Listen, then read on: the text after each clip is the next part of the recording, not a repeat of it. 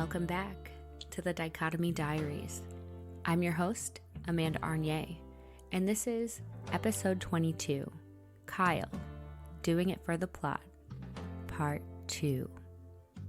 I know. I'm just going to get this out before midnight tonight, but I want you guys to know that my life truly be like, ooh, these days. So, without further ado, I give you the second and final part of Kyle's interview. There's a lot of good stuff in here, so let's just dive right in. I remember, about that specific situation, I actually wasn't really sure. I think I actually ended up going to, the gynecologist. I was like, why am I bleeding? Because, first of all, his dick is not too big. Yeah. It's nice again, but not too big.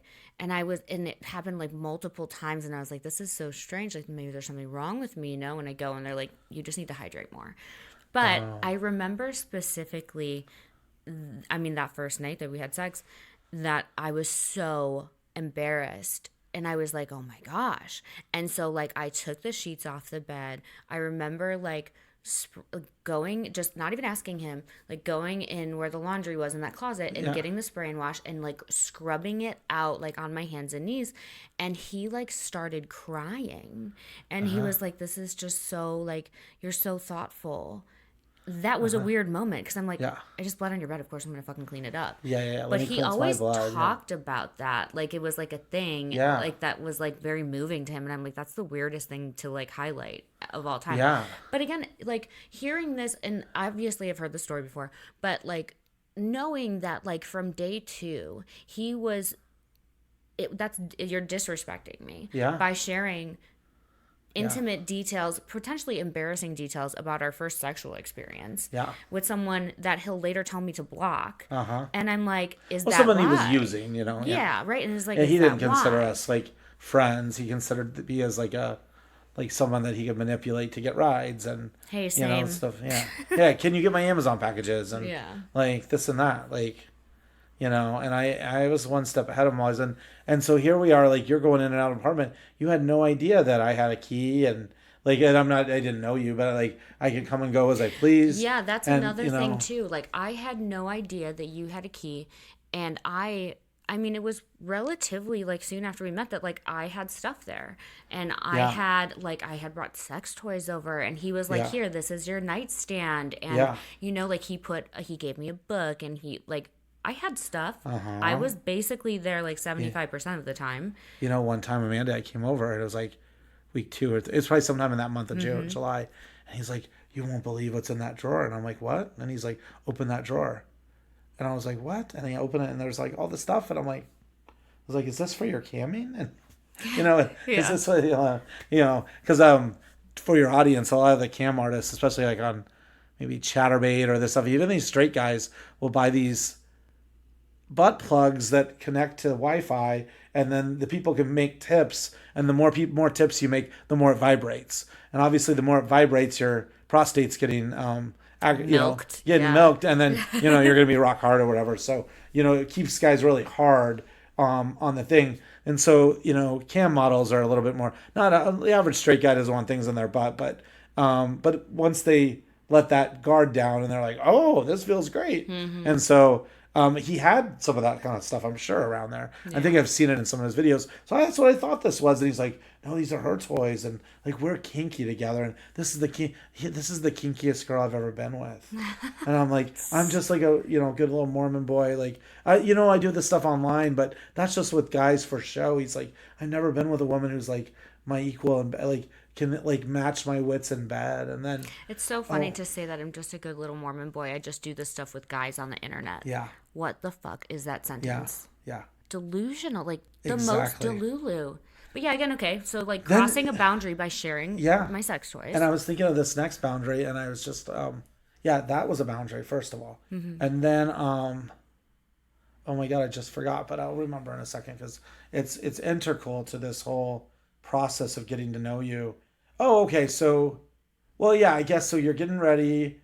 I'll come back. I'll cross the bridge at some point. Well, you're getting her stuff. You're very thoughtful, doing stuff for him. And he's, okay. So yeah, this is twofold. Here we go. So he's maybe like the second, like I feel like this happened the first night, but it's like now years, conflated all together. But I swear to God, he was like, "Oh, she knows about all my stuff, all my internet stuff," and I'm like, "Oh, she does," and I thought it happened the first week, but it might have been, yeah, it might have been something on that first. I think it And was it was if like the second week, it like was he had got it was the birthday, and then he had gone to Vegas, and then when he came back I confronted him about what I had found, and I also had disclosed to him that there had been a time in my life that I had dabbled in the same yes, kind of thing, and yes, that made him feel so safe. so safe. So then he tells me she does the same thing, and I'm like, oh.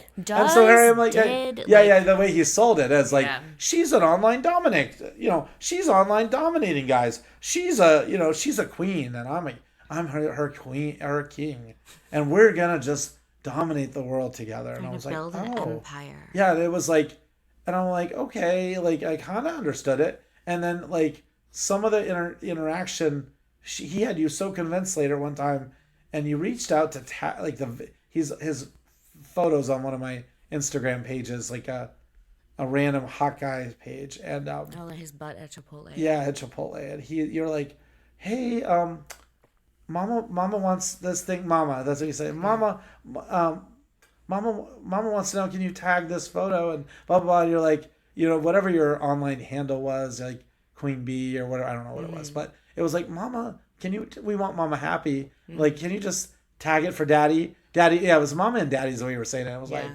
I was like, that's not how I refer to a dick. You But know what? I actually don't think that I called him daddy. no, but it was, yeah, It was something like that, but I know for a fact yeah, because everybody called me mommy. And I think that back in the dominatrix days for me, that yeah, it went from like being like domina to mommy. I don't know why, because I didn't want to be called mistress. I didn't want to be called, yeah. whatever. Um, You keep receipts. I got receipts too, girl. yeah, I'm Let's pretty see. sure that that was when I started like maybe low key promoting him, like because, and I don't know when that was. I feel like that was later on though. Yeah. Oh. Well, and it's funny because like I'm looking here. Um, I don't know what. Maybe the conversation disappeared, and maybe it was somewhere else. Because like you reached out to me when I think when, man, this is July now, like or in August when you're getting the divorce, and I think you reached out and put my like regular name on the account, Did and I was, I? Oh my and the God. motive was like I think you tagged me, and then I was like, hey, I deleted that comment because like I don't want like my real Instagram.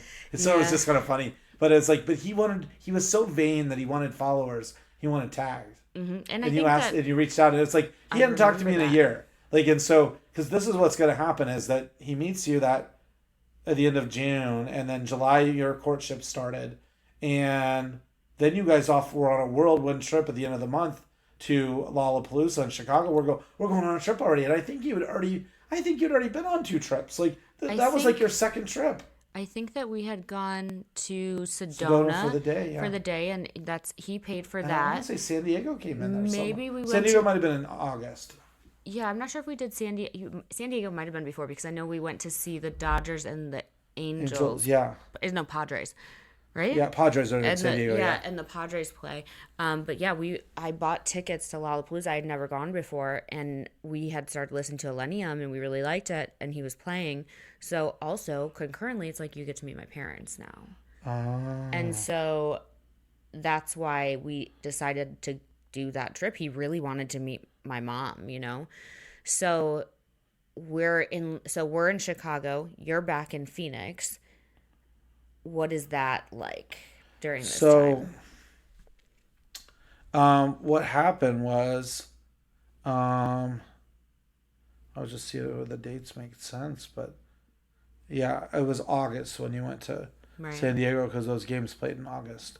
Um, so I'm back home, and he started texting me like I knew he was broke, and he was like somehow floating this trip. I'm like, how the fuck? Because he's like can't doesn't have any money. Like things are bad. He's trying to get policies, and all of a sudden you're on this trip, and he's posting, and you're staying at the Trump Hotel. It And I was knew his like, brother got a deal there, yeah, but it was like a buck but 25. but it Yeah. was with this hotel. But he had to like like move money around for the credit card to work out, like so he could check in. All the like this is the stuff I'm getting. Like Oh yeah, so talk about that. yeah. That's So he's crazy. telling me like doesn't have enough money and this and that. He's borrowing like he had to like get on and get some of his subs to give money. He had convinced this guy in the process. He's like this one guy gave him a credit card in his name, like one of his I San remember. Francisco subs, and he like convinced him to get him a line and so that he could build his own credit and add his name to it. And somehow the guy added his name to this card and this card shows up and then he started putting money on it and next thing you know it's a $10,000 limit, I think. The kid buys an $8,000 watch, like it's this fancy watch that was in the thing, and I kept thinking I'd see that. Never was gonna steal from him, but that watch I might have held hostage for something or moved so that he wouldn't find it and be like, I would and I wasn't gonna steal it. I think I was just gonna hold on to it for safekeeping, and it was just stupid. But it was like, what the fuck is he's broke, can't pay rent, can't pay this. The eviction notice had already come before, so here he calls me and it's the end of and he's like, I need you to go by the apartment. Like, there's something on the door. Go see if there's something on the door. I go by, the eviction notice is on the door, In and August. late July for the August rent. Okay, so Yeah, or I but guess we were in we were at when, Lollapalooza, so it was August. yeah, it was August. Yeah, Okay. so like the rent didn't get paid in August, Okay. and now he's at 5 days, and they're gonna start evicting. Like they've given him the notice, quit or pay. In Arizona, you got 5 days to pay. You're late 5 days, then they start the eviction. And so then you have the notice and you got to go to a hearing. And you basically, if all things go well for the landlord, you could be out in about 20 days. Like they're going to get a judgment. They're going to schedule a hearing out 5 days after that.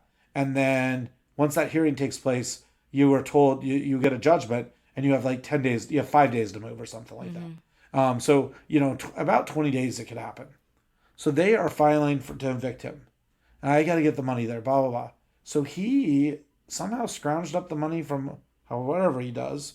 And he said he wanted me to pay it or somehow, or can you help me out? And he had still, he had borrowed money from me one time for something. And then he did actually pay me back in installments. Like, I don't know, remember what it was for. Maybe it was something with the car, tires or something, but he it was $350. So it wasn't that much, but it was like, he gave me like $250 back and now he still owed me $100. And I was like, dude, you owe me money still. Like, How much was the rent? Was it 18? 18 to, I think Either 18, 16 or 18. yeah. And then we ended up having to pay like $2,200. And so why do you think he wanted you to go check the door? Because he didn't want, that notice would have stayed on there for a while. And then before he came home, even though we were able to figure out how to pay it while he was gone and had me do it, he had me come by again before you came home. He didn't want you to see it. And he did not want, he was embarrassed. He's like, we're just starting this relationship out.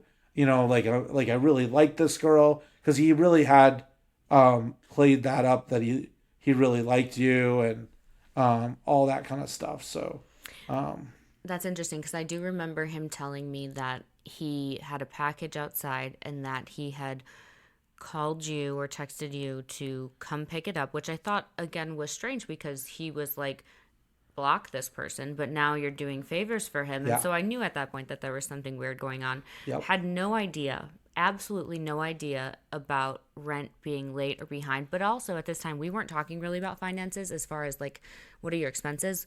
I was just seeing like the money coming in from the policies, which was a lot, yeah. And you were seeing that he was being successful and like, And I didn't see any gambling. yeah, No, gambling was not present at this point. He was doing it, yeah. but it was But it not was very present. limited still. It was Like hidden, he yeah. was keeping it kind of small, and he was doing a lot of he was caught up in all that trading with coins and stuff, Dodge coins Yeah, and Bitcoin and yeah, stuff. Bitcoin. He was all caught up in all that for a while, and he did get me to sign up for like a couple of accounts where he got a bonus. Like he was like he knew all the tricks, not only just to like manipulate people, but like how to get all the extra bonuses. But I saw myself in him, like that part. I was like, oh, I'm good at that. I'll get people to like sign up for these accounts, so we'll make money. Yeah. But here you are, and I started seeing the photos from that trip come out of these like wonderful shoot, and I'm like, what the hell? They look engaged. Like, what is going on here? And it's so beautiful, and I'm like, and it's like she's a supermodel, and I'm like, so I'm believing his story that you're some fit dumb goddess.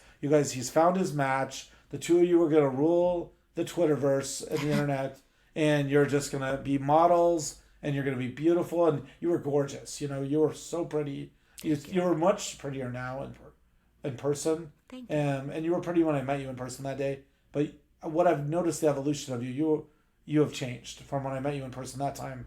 The one time we did interact was when he was moving out, and I came by to help out with something. And then like it came in, and you were organizing everything. You were putting something about like it was fire drill, but it was like fire drill. Like let's get this done so we can go to bed tonight. Like we got to get all this moved. Like we only have a short time, and you were doing it. It was like with sorority girl precision. Like you would plan like a wedding planner, but you would you organized it and you knew what was going here and what was going in this box, and like it was like he needed this, and I was like, oh, well, he has like an aversion to doing manual labor. Yeah.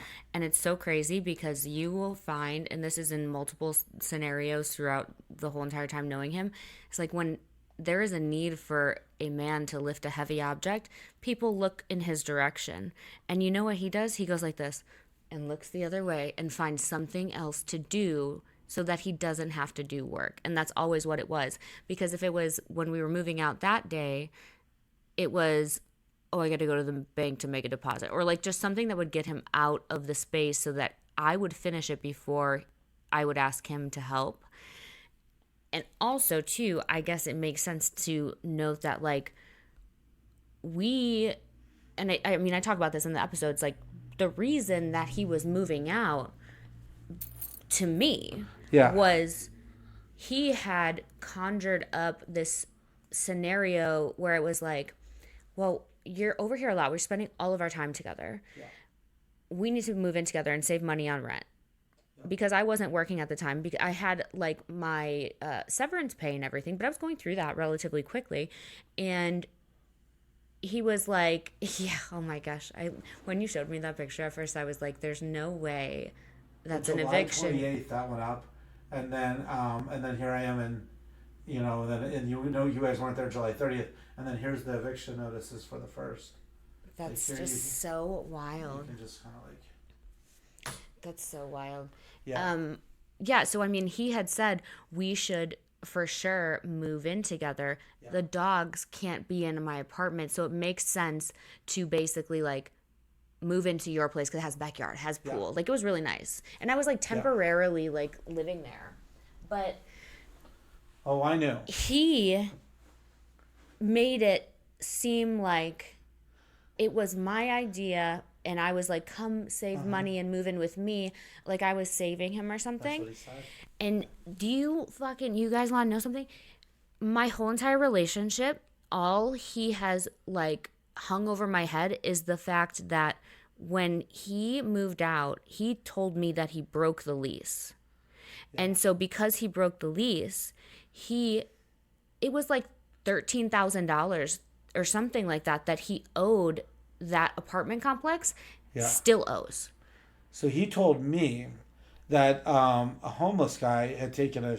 Oh, no, that did happen. Yeah. So the homeless guy came and took a dump right on the patio. Mm-hmm. Like, because he had there's like this half wall that like closes off for the audience. This half wall closes, like the patio's got a half wall, and then you come inside the little like mini courtyard, but it's like very small. It's like the size of an over large balcony, but it's on the ground floor. And so the homeless person would have probably got to have a little dignity and hide behind this wall and take a shit or a piss or whatever. And you guys either saw it happen from the windows. Yeah, he was working out. I saw it. The guy was like walking with a McDonald's cup. Yeah. And he literally like walked onto the balcony like it was a public restroom, set his McDonald's cup on the ledge, squatted, took a shit. And again, like the windows played a couple piano notes. Yeah, right. There's a piano there too. It's fucking crazy. The windows were wide open, and I'm like appalled. I'm like, first of all, I don't know if I've ever seen a man shit in like oh, what the fuck are you talking about? And I'm like calling him, and he's in the gym, and he comes running out. The guy was already gone, and he was so disgusted. So I think he was trying to use that occurrence with the leasing office to be like, people are shitting on my patio. I'm leaving here. And he thought that would let him out of it. Yeah, he thought that would let him out. He's like, surely. And I think he really was convinced that. Like, also, I could see how he was so convinced. Because the way he told me, oh, they're going to let me out. I'm like, in his voice, like, oh, they're going to let me out of this. Like, you know, it was like this voice, this annoying voice in your head. I'm so sorry you put up with that for 2 years. You know what? The voice really didn't bother me, honestly. Maybe I got Yeah. used to it, but I mean, it was. I guess initially I was like, "That's his voice. That's crazy. He has a Yeah. lisp," but I eventually kind of thought that it was like There cute. was some endearing to it, like, but like, yeah, like when he talks, like, it's like he's talking to the camera sometimes, like The Office or something. Yeah, that's true. But so this is like, here I am, like, and so the vulnerability is like, do I warn her? Like, what do I tell her? I don't even know her. Oh, I think she's another. Like, obviously they've got stuff like this illusion when the photos came out and all this, and I was just like, okay, I was like, you know, and this goes back to what people put on social media and the outward appearance that we put, and even in your case, what you were projecting outward to all your friends and family probably thought, oh, she's doing good, or Of oh, this is course. a cutie, you know, and you sold it for a while. But then when the cards start falling and shattering behind the scenes of the facade, you're going to keep the facade up for a long time. But the behind the scenes, one by one, the friends start hearing, the family members, the mom is getting these phone calls, and you're just like, holy Yeah, shit. the initial putting up, kind of glorifying the relationship was truthfully me being like extremely happy at the beginning. And, I always felt like when I had a person, I was never going to hide them because I felt like I deserved to publicly be happy. And like, Yeah. I think a lot of people were like, Amanda's never going to find somebody, like, Yeah. but whatever. And I did, or so I You're going thought, to find someone again, right? too, so don't worry about it. And like, I was Maybe she already happy. did. Maybe she did. I don't know. I'm not him. We said Italian Batman. Stay tuned for episode 54, 69. Oh my God, he's going to love that. Yeah, I mean, I think that I don't remember when, honestly, or even if it was a conscious choice, that I started putting things on the internet, not in an effort to show other people that things were good when they weren't, but more so to show him that I would still support him no matter how shitty of a person or fake of a life he had spewed to me. And, Yeah. Yeah. I was like, I got you. You're my person. I got you. We'll clean this up. Like, I'll make sure that I represent, like, you know how they say, like, your friends are the people who speak good about you in rooms that you're not in. Yep. That was my version of speaking good about him, always in a room he wasn't in Yeah. and couldn't represent himself in however he wanted to be represented. Yeah. And it really truthfully was not like, I'm a battered woman, I need to make people believe that I'm not. It wasn't. Yeah, exactly. So that's No. And then, so that was like that pivotal time of like, here, like some things that happened, and he presented you as someone else, but he did change the tone of his voice when he talked about you. He did seem like he was smitten. And whether he really was in love or in love with the idea of someone this amazing to him, because you were doing great stuff and gifts were showing up, and he was like, look at this, like, and there was a framed photo, and there's this. She showed up on my birthday, and like, you did stuff to him that you cracked into his wall somehow, and you made an impact.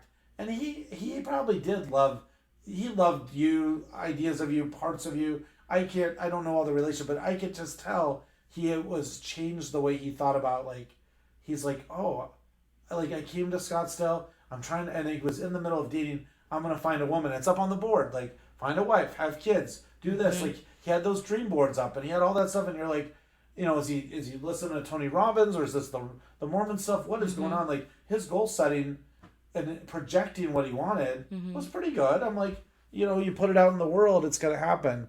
And I saw all that, and then like he wanted to get his degree and all this stuff, and so you were part of his action plan. And I'm like, well, he's making it happen, and now he doesn't have to date any of these Scottsdale bimbos. Like, yeah. he found this good one, this good Midwest girl, and oh, she's Catholic, but she's gonna give it up to be a Mormon. Okay, like, and then and you're helping him a little. I didn't know at the time.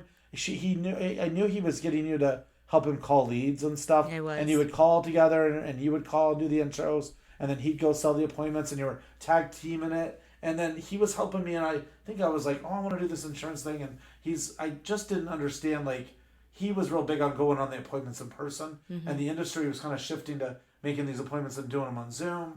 And like, well, what's the difference? And you could do a lot more on Zoom than driving all over town and buying leads in Sholo and Well, you know Flagstaff. why that is, though, right? Yeah. Because he thinks that he's got the Riz, if you Yeah, will. Like, yeah. he's like, if I show up, it's a done deal. Yeah.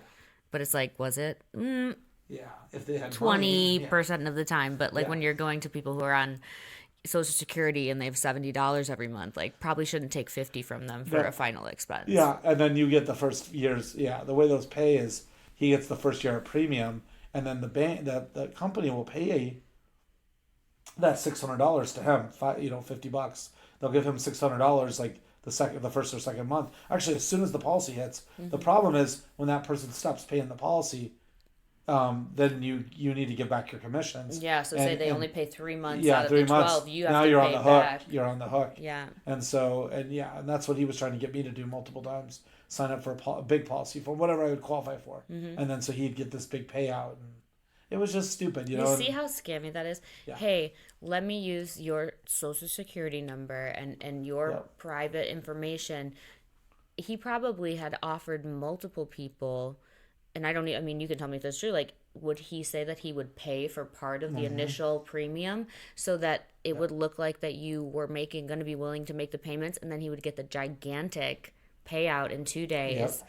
and then you would cancel the policy, but he had the money, he never fully intended on Yep. paying it back. Yeah, exactly. Although the problem was while he was still issuing policies, you didn't want those chargebacks right away because it would prevent him from getting paid later from that same company. So it would tie up his paychecks and he'd have to produce one. I think long term the idea was like you don't pay for it forever or whatever. But yeah, there was all these scammy like. Do you remember him having a bunch of like basically all of the sugar daddies that he made them like get policies yes. with him Yes. and put him as the beneficiary? Yep. That's insane. Insane.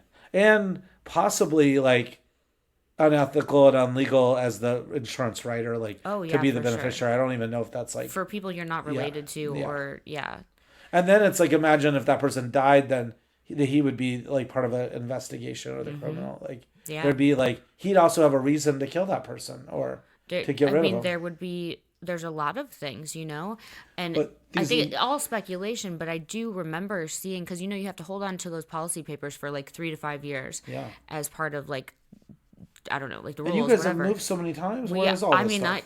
Half of it's probably in your house in Illinois. I have them, yeah. Or some storage shed that you stopped paying for. No, I have all of our stuff, not because I took it, but because he left it with me. And as far as important documents go, like I have like a fire safe box that I keep everything in that's important. So they're in there. But I do remember seeing guys' names and I was like, who is this person? And I would Google them and it was just some random 74-year-old that lived in South Florida. And you're like, come on, you know? Yeah. So well, and then you're figuring it out, and it's like think about it. These men, these lonely men, and you have to go back to this like the paradigm today. Younger people, we have the internet. Sex is like easily had on the apps, and how we all meet, and even the straight people used to date on Tinder and or the Match and all this stuff. Match.com, Yahoo Personals, all this. We met on the internet. Now everyone meets on Instagram or Snap or Twitter, TikTok, whatever. But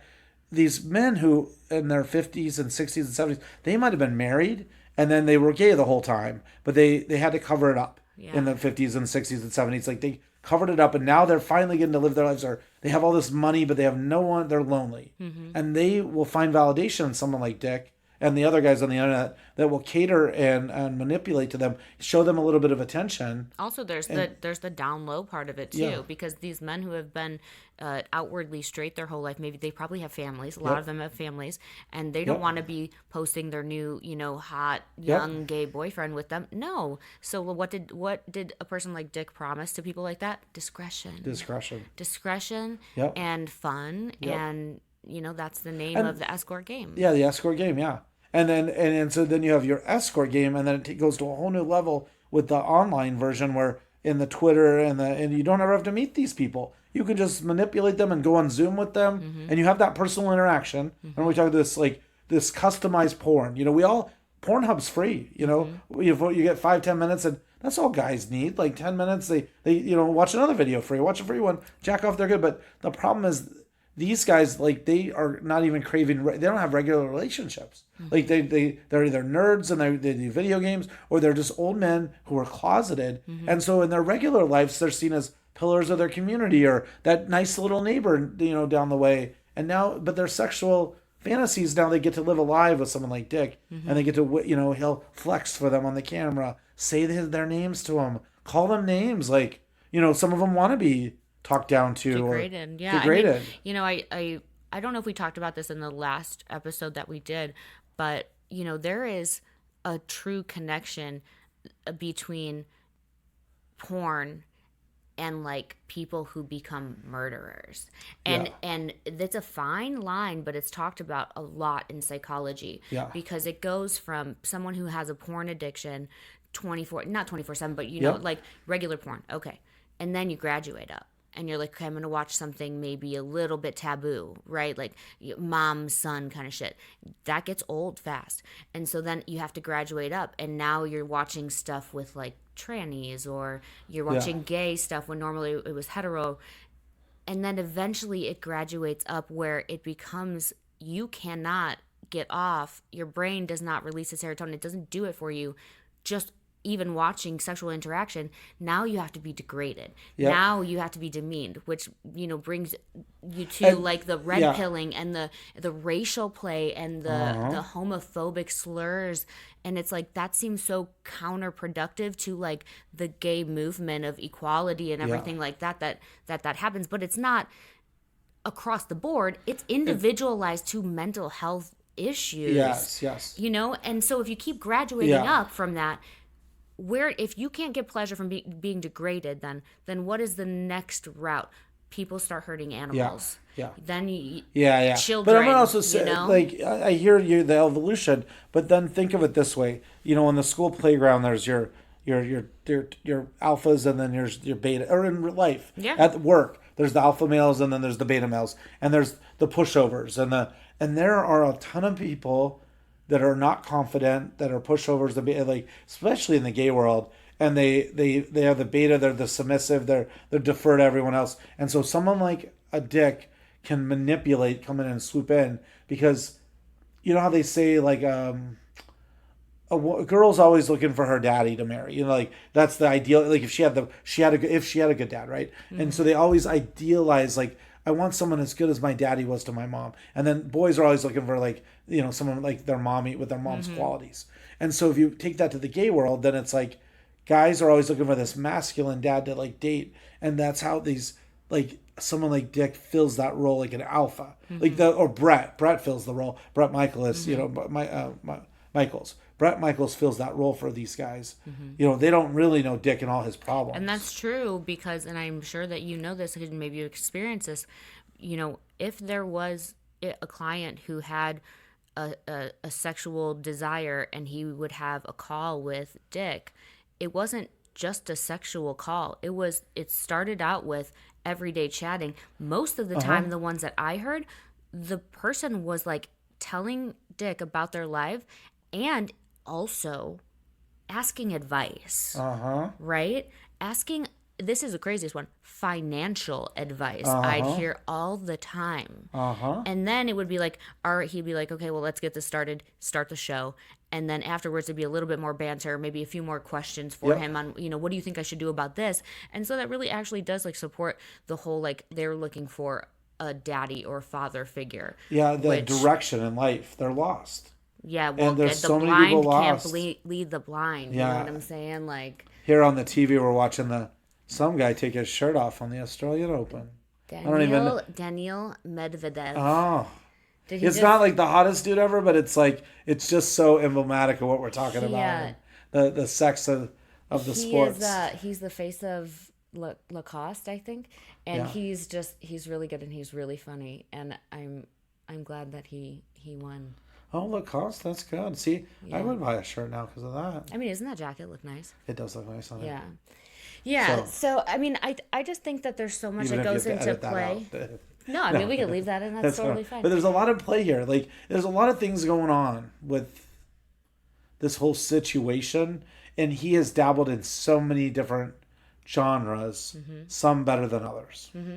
I will say that, like, I don't think that any of it was an accident. I don't think that he would, if he met somebody, I think he was very good at assessing what kind of either mental illness, kink, or I don't know, trigger maybe that they had, and he took advantage of it. And I remember him saying, kind of just like you said, you would gamble and then maybe you were a server or something and you knew the next day you could make more money. His famous line is, it is an endless well of money. Yeah. And so that's why I will never stop doing it. Because he knew, why? Like, why? Why would he? It's so, Yeah, why go it's get a so real job? easy Why? for me, you know? The thing is, he won't realize that the looks will dry up eventually. You won't look quite like that. The steroids are only going to keep you looking that great for so long. The hair's Yeah, the already hair's falling out. falling out. So he needs a hair transplant. He needs that. So he needs people to pay for that. I mean, I have seen some recent photos of him. And I'm like, he's puffy in weird ways and this and that. And I'm sure he still looks good without a shirt on, but he's looking weird. And you're like, okay, you stayed in the tanning bed too long. Or Well, you the did body, this. his body It's so looks good, better than it has since I've known him, but his face looks old.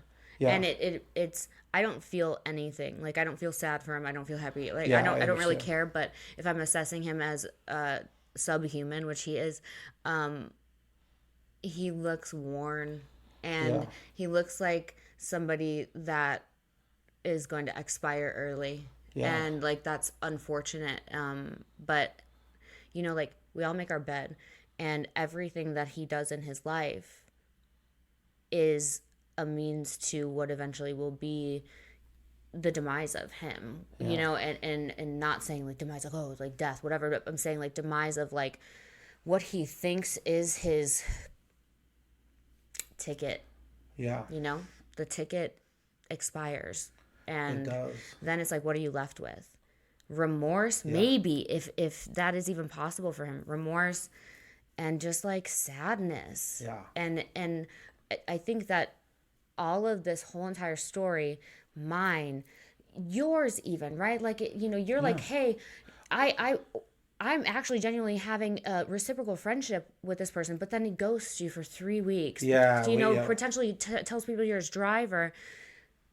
yeah. Is there Like, any real yeah, we relationships? were getting like, and you feel like, because you're just seeing him do his dates, we're hanging out. He is giving job advice to me and like work advice and trying to help me become the career. But then one time we got on a call. The last time I talked to him, um, it was we were talking and training, and it was unfortunate because he moved away. So then we weren't gonna get to work together side by side at all. He went on and we did a Zoom call, and he's at your new place, and we're just like talking about the job and this and that. And I just said like, "How's your new place?" And he was like, "What?" And then he's like, out of nowhere. Then he's just like, this was like 15 minutes into the call. He just fucking ended the call, ended the Zoom, said, "You're asking too many questions about the place." I was like, "We're making small talk," and then he's like, "Oh, you don't care about any of this." He's like, "You just want to care where we're at." And then he just like sent me a text, and then I was like, "Okay," and then I let it go, and I literally, because he was gone, and then I was like, "Okay." And I was a little bit sad that had disappeared, but I'd already mourned the friendship loss when he moved away. And I was like, "Oh, when he met a girl," and I'd already had that in my life before. You have friends, and you have guy friends, or you have single friends. Then they meet that person, and they go do it. They Yeah. disappear. I had a real good friend in college that happened to, later in college, and he was a big flirt. We'd always flirt, and he was in my class, and we lived in the same apartment complex. So we started riding to class together, doing something. We're like later, we're on our fifth year senior year, like we're on the final lap taking a few classes, and Yeah. he's flirting all the time, and he wasn't seeing anyone this in the fall, and I never saw a girl come over, and he never nothing, and then he went on. So we'd hang out and stuff, and do like kind of hang out. And he was always flirting, and so I kind of fell in love with him, and so it became hard. Well, then he went. Christmas happened. He went on a cruise with the parents, and he banged some girl on the cruise, and when he came back, then he was back banging girls again. And I was like, okay, you're fine. And we were gonna go live together, like as friends. He's gonna rent. He bought a new condo. I'm gonna go live with him. He dated this girl. She knew how to manipulate. She got in and broke up our friendship. She broke up the friendship with him and his best friend, and he got between him and his mom. And it was like the lies that this girl. So this what happened to him he was the innocent party in this one because he was not that manipulative. But she was able to manipulate him all, and it's exactly the way that I see it later. Dick's doing it to and I was like, I remember losing that friendship, and it took a year or two. And she called me one time from the hospital. She didn't talk to me in 12 months. She called from the hospital to manipulate me and like, oh, I'm here. He beat me, and I'm gonna I'm pregnant with this kid at the hospital. I had a miscarriage. She had no baby.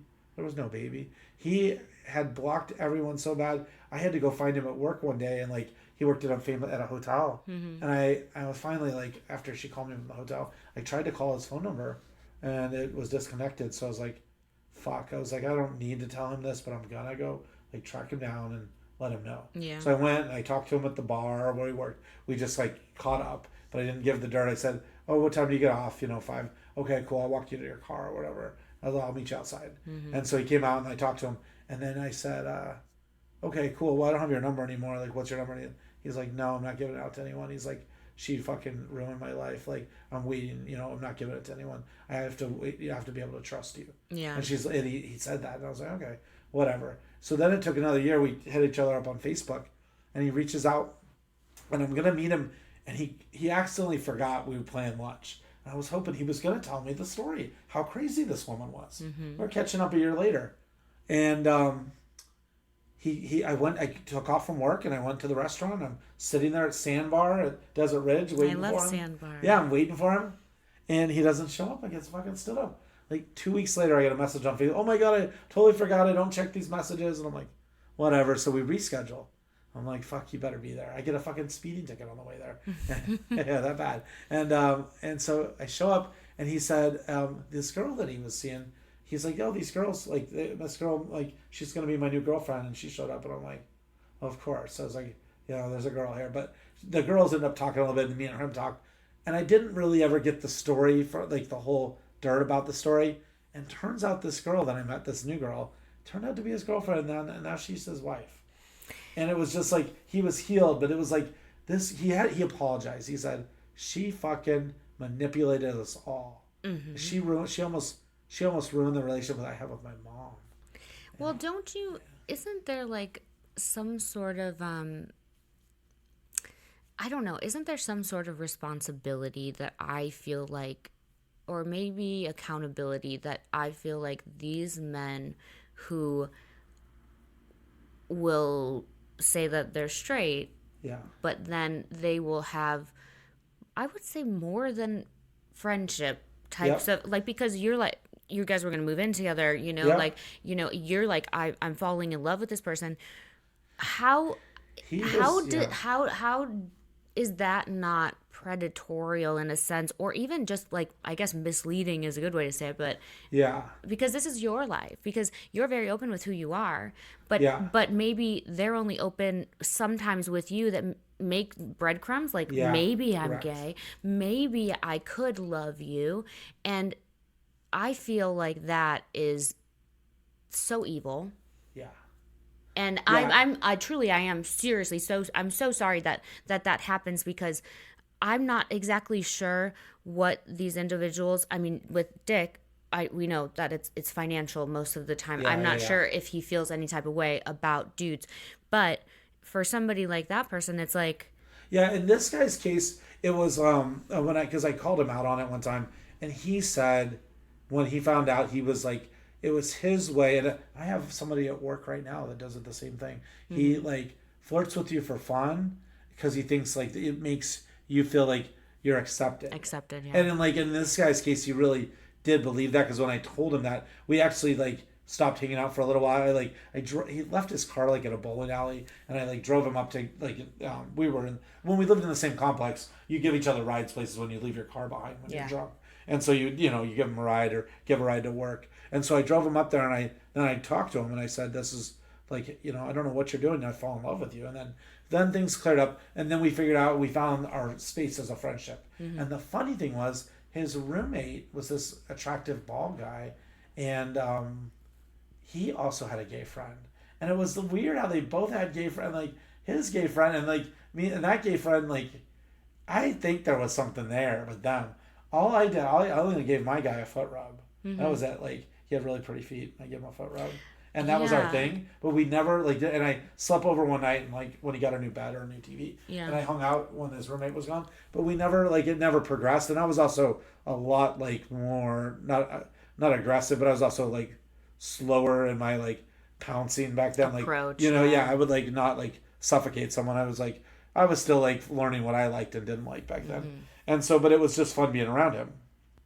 But we cleared all that. But then you're right. Like then he knew I could live with him, and but I have been manipulated. I know a lot of guys, gay guys, yeah, straight guys will manipulate the gay guys to get what they want. And but it's just And such it's like seems like an epidemic. yeah, Because it's like if I think to my father yeah, or I can't say my uncles because they're gay for the most part. yeah. But like the men in Your grandpa or my your grandpa, father right? or your Do boss at you work. ever fucking think that there was any type of flirting going on from them? Yeah, No, because one, very very confident that they're straight and yeah, they're secure in themselves, and maybe it's just like yeah. I don't know, I'm a good person and I'm not going to lead somebody else on because I respect and value humans. And I Correct. think that if we, zoom out on all of this, it really comes down to this like overarching umbrella, like my favorite thing to say, of lack of respect for other humans. Yes. Everything that goes on in this story, everything, like the scenarios you're talking about right now and other scenarios I can talk about, people don't look at other people like they're human beings. They look at them like they're pawns, Yeah. means to something to benefit them, and that sucks. That's where we Yeah. live. That's where we live now. Yeah, and I think where I isolated my feelings with Dick, I saw him as an entertainment character, as a performer, as this thing, and I got to peek behind the curtains and see his real life and see what was a facade on the Brett side, the Brett Michael side that he was presenting on the OnlyFans and on the Twitter and on the chatter, like the persona, and then what was really happening in his life. And I don't think I really truly found what was going on in his life, other than I could see his day to day and his time management and like when we hung out, like what he did when he went out of town. I really didn't know other than what he told me, Yeah. unless or he sent photos or something. And he was always trying to be like, look at this, like showing me stuff or sending me food that where you go eat or whatever. And then he would tell me, but a couple times I thought, no, he's not doing life insurance. He's doing escorting. Like someone paid for that ticket. Like he didn't have money a minute ago for and nobody has. Okay, you're broke. You don't have money for last minute airline tickets. Like tickets were like $800-$900, $1,000. Well, So then, it's funny that you say that because, the first thing that you mentioned was about one of his trips is that he was going to Boston. And as we know, because I've mentioned in the story, like Dr. Sean is in Boston. Well, who bought that bed? Who still finances that bed? Yeah. Dr. Sean. And it's like he got that bed, I think, in the apartment previous to the Phoenix one, but it's got to get paid off somehow, And so you knew, like, this is what he does. He gives everybody pieces.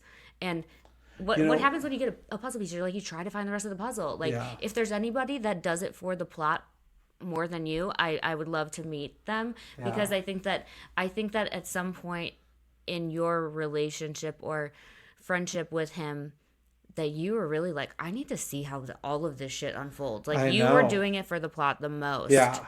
And then, like, because I had access to the apartment and sometimes cleaned or did stuff, when he was out of town one time, I took a date over there. I'm fucking dead. Speaking of the That's bed, hilarious. speaking of the bed, You see like the little stain on it? yeah, I was looking for it. But I was gonna say I think I had sex with someone in that fucking bed, but it was like we did it in the shower. It was It's a like relatively big shower. Yeah, it was a very big shower. Yeah. We hooked up in the shower and then we like made out on the bed. And it was like this guy like I was like I think I met him somewhere. We're hanging out and like we couldn't go to his house. And then I was like, I don't want to take him to my house because like then the neighbors would see. But I was like, wait, I can go to Dick's house. Dick was out of town. Mm-hmm. And so I went to his house. And then I think I had to come back. That was like Sunday and like it was like Sunday morning, and I was like only worried about the crazy neighbor next door, which we didn't even talk about. But like that, it turned out to be a gay man next door, and this is the parts where like that guy was going through some stuff, and that guy would have this. He was the way I would describe him is like late 50s, maybe but he kind of looked he looked like he was 60 something, but he was late 50s, skinny, had a thing for like thug guys, Cholos. cholos, yeah. And so this cholo like would show up with the like handkerchief on his head, On his an pants electric sagging. scooter, do you Yeah, on a remember? scooter, yeah. And then, but he showed up a lot in this Suburban, and it would be real loud to start. It was like this old like 1988 Suburban was there a lot, but I think he sold that car. So he'd show up, and then there would be like it was like sometimes it seemed like a courtship going on, and then other times like this yelling going on, and like it was so weird. And then I swear this guy had like a wife and kids, and then he was coming over, and this was his escape was this guy. And then what was the key behind it all was I thought maybe it was his dealer, and I think they were doing meth and crystal meth and Yeah, and that I bet yeah, yeah, I mean that's validated. and The that's neighbor yeah, who are rest in peace yeah, because he actually is dead now, but the neighbor he worked for a tech company. He was a big tech executive yeah, who was married to a man.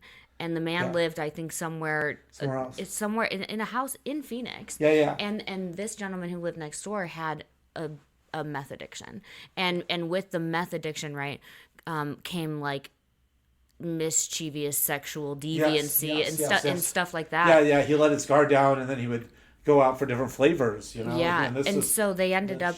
I think cholo they flavor. were like they were splitting up, but they weren't divorced because I remember that the husband would come over and check on him sometimes. Yes, he would. And the crazy thing about this story was because the windows were fucking open all the time and floor to ceiling, it would be all hours of the night. And I remember one time the neighbor came out, he had a neck brace on. And Yes, he came yes, out, and I remember Dick being like, oh my God, what happened to you? Because again, remember, he wrote a policy for that yeah, guy.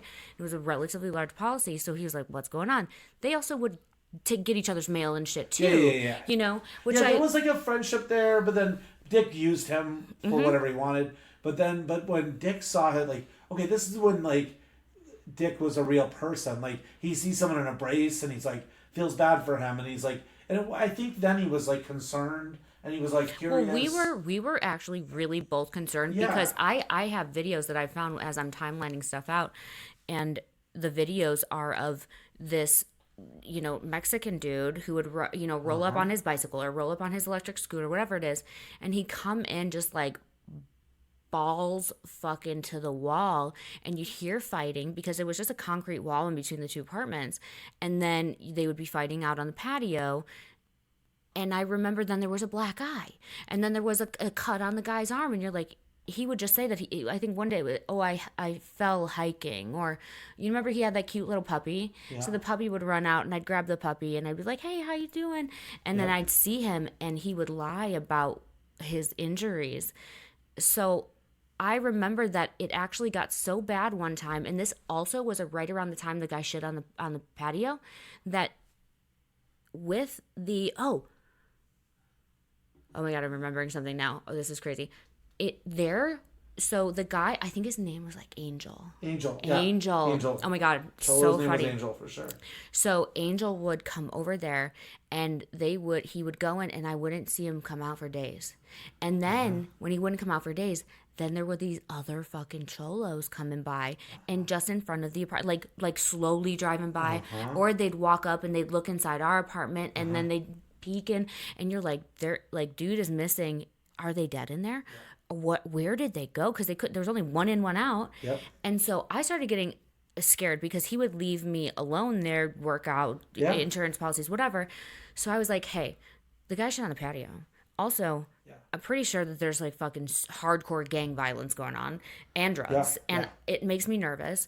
And I'm like, with those two things, this should be like, because I thought that we were getting out of the lease. Yes. I didn't think that he was just leaving, and Yeah. He saw you as a meal ticket. yeah, He saw you as a meal ticket escape hatch. right. And He's like, oh, I can and stop paying this I supported it, Yeah, and then I get but away I from this didn't guy. know. But I didn't know. So he would be like, Kyle knows way too much.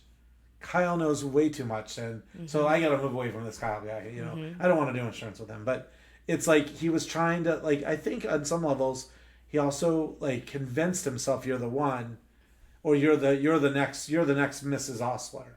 You're the next gonna carry my things. You're gonna give me a child. You're gonna give me this happiness that I seek, and you're gonna you understand a little bit of the online world. She's gonna help me dominate it. Like that's in his world was like There was a I met lot my of there match. was a lot of options, and there was a lot of the only way that he could go in life with me was up. Right. And he didn't really know what that looked like, but he knew that it could be wife, kids, happy family. Yeah. She'll help me get a career, finish my degree. Or it could have gone the other way, which it did, and she'll help me continue on my FinDom career, Yeah. blah, blah, blah. But I think that He also, truthfully, yeah, and he thought because you had a legal background, yeah, he's like, oh, I'm marrying a lawyer. She's really smart. I've never dated a lawyer. I've never done this, and maybe she can help me with all my lawyer stuff and like my finances, my bankruptcy, he's so, my like, it's court cases. actually really telling of like how much he listens when people talk, because like the first day that I met him, and we were talking about our biggest regrets, right? And I'm like, my biggest regret is that I didn't do the JD program and I did Oh, yeah, the master's program first day. yeah. And throughout our He doesn't know the relationship difference. too, he always has said like I was bait and switched. And I'm like, you motherfucker, you were bait and switched. You just didn't listen. But like also I thought I was marrying a God fearing Mormon. It turns out I married a guy who is an escort for gay men on the low. Yeah. So you want to talk about dichotomy and bait and switch. Like, That is this is the diary right now. This is the tea. I know. We are telling. I hope your audience feels like as you're going to go through these interviews, they're all going to be a little different, and we all have a different perspective on him that brings new light to the story. And you in the audience, you may not be an Amanda, you may not date one of these guys, but you may become the Kyle in the story. You might become the next door neighbor in the story. You might become, you might be that person, the parent. You could be at home and your daughter's out there dating in the world, and there are dicks out there. There are a lot of nice dicks out there, but there's some evil dicks out there too. Yeah. And you need to look for these signs in your family members. And I'm sure Amanda's going to give you tools to cope with, and she wouldn't have listened to us in the beginning at all. But there's ways to pull your loved one aside, show them the light, show them evidence, get them understanding what's going on, and then you just have to wait sometimes because sometimes they need to see it for themselves, Yeah, it took you a while.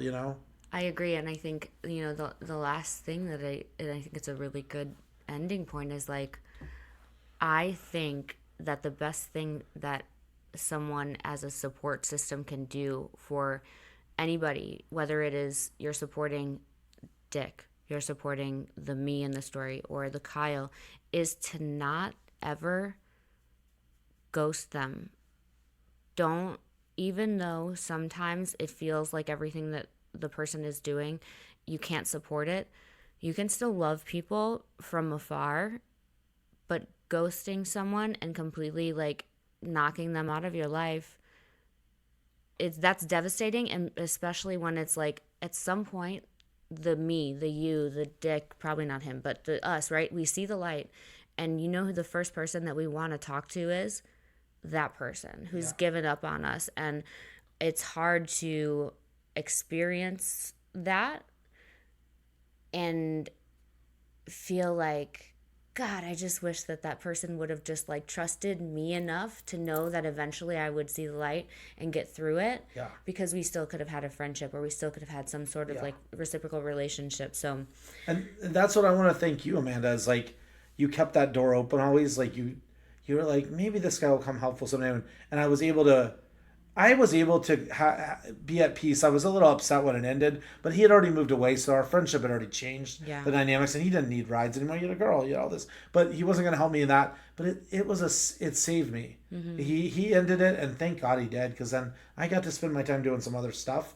But I was able to satisfy that curiosity of is he okay? What's he doing in his life through the window that you provided, and to that note, I got to watch kind of what was happening. And I know you're going to be all right because you have a good heart, and I'm going to thank you for like keeping me in your story, keeping me in your as a friend digitally, and us like interacting. And then there was going to be the light at the end of the tunnel, and when it happened, now I see it all. Like I see a lot more of it, and I'm like, oh, thank God I wasn't like didn't get more involved. Totally. Thank God I was like only like doing it because I was bored, and and this, and thank God I didn't get sucked into this. But not that thank God went down that road, but thank God enough stuff happened to her that she only ended up with a broken heart and a broken checkbook and some counseling. She's not dead in some ditch somewhere. She's not. He didn't leave her in like some foreign country somewhere alone. Yeah. Whatever the story is, but like you're gonna be a survivor. I know you're strong, and now you're telling your story, and you're gonna look back on this time and just be like, if I can help somebody else, and that's what you're doing with this. Help somebody else get out of this. That's gonna make my time in this meaningful.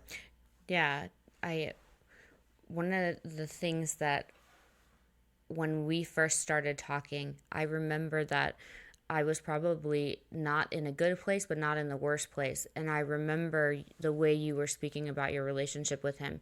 And in that moment, I think that like I really like recognized like what my heart is, and like what my gift, right, is that I felt for you in this situation, and you were telling me all of this stuff about how my husband had treated you, and I could have felt sad for myself, and I could have been selfish, and I could have been like, yeah, I don't give a fuck, Kyle, tell me what I need to know, give me information, and use it like he would in a situation. But instead I was like, I'm so sorry, like I'm really fucking sorry, because I know how it feels. Yeah. And people call themselves like mega empaths and whatnot, but like it's a curse and it's a blessing. And I think that in the scenario of my life, I haven't really ever known how to use that. Yeah. Because it's always been detrimental to me. And like now I have this opportunity where I'm able to be an empath and give people a voice and an opportunity to share, because it doesn't need to live in your brain or in your heart anymore. And also there's so many people that listen that feel extremely validated because they're embarrassed to talk about it, and maybe we're giving them solace in some way. Yeah. So yeah, I mean, with that, I think we'll close. Thanks for having me, and this has been fun. Good luck in this journey. When you get to these women, I feel like I'm getting ready to watch some episodes of The Bachelorette or Housewives. The Real Housewives, yeah. the Real Housewives of Dick and Brett. Yes. Brett Michaels. Dick and Brett's housewives. But it's funny. There has to be some play on words there with the Mormon and multiple wives thing. Like I got to figure that out. My brain can do it. I'm gonna call you guys the sister wives. The sister wives of Twisted. Yeah. Who knows? Yeah. Next. You'll figure it out. Yeah. I'll figure it out, because you know what? If there's anything my brain does well, it's overthink, and out of that eventually comes some kind of genius. And I have to think that I'm not, once these episodes start coming out, I will bet you I don't think I'll be the only guy that you get to interview. So I think you might get to interview someone that's either been damaged even more, because I feel like I escaped. I was lucky, because I went in looking and I was investigating and trying to learn, and he was just but I got to, but I think there's others that might have been hurt worse, and maybe they'll come forward and help tell that story to so those people that are on the internet lonely, just throwing money away at these guys, understand.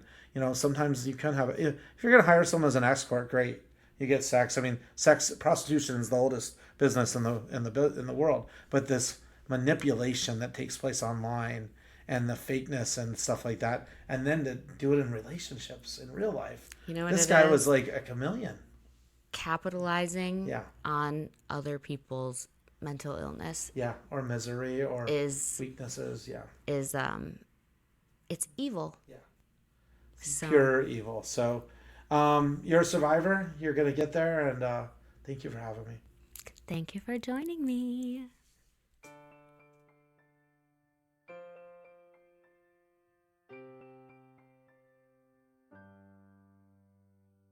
And with that, we just wrapped up our first interview. Give yourself a round of applause, guys. You hung in there with me for my first guest interview. Thank you. They're only going to get better from here in terms of content and in terms of quality.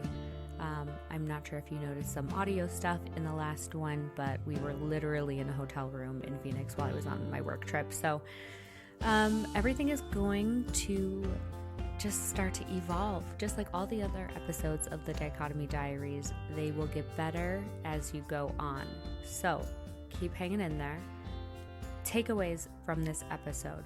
I think there's so many. I think that one of the major ones really was that Dick viewed everyone in his life as a vehicle to drive him to success. There was never any gain for the other party, truthfully. And I think that, in my case and in Kyle's case, we created some sort of gain within ourselves that we wanted to be there, but it was never Dick's intention for us to get anything out of the relationship. And yeah, that's a hard realization, but hey, it happened. So I think also that something I brought up about psychology and about, the porn addiction leading into just all different areas of deviancy, that's a really interesting topic.